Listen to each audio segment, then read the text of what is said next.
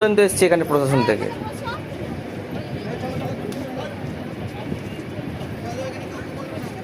ওর যেখানে যেখানে বাড়ি নাম করেছে সেখানে সেখানে আমরা ফোন করে জিজ্ঞাসা করেছি, কিন্তু এই ব্যক্তিকে কেউ চেনে না, তারপরেও মানতে চাইছে না। পুলিশ প্রশাসন এসছে, ওকে এখন নিয়ে যাচ্ছে, দেখা যাক তারপরে আমরা সবাই যাই। আপনাদের সবাইকে বলছি যে আপনাদের বাড়ির বাচ্চা, সব বাচ্চাদেরকে সাবধানে রাখবেন এবং সতর্ক থাকবেন, যাতে কারোর কোনো ক্ষতি না হয়। এই কথাটি সবাই মাথায় নেবেন এবং সচেতন থাকবেন।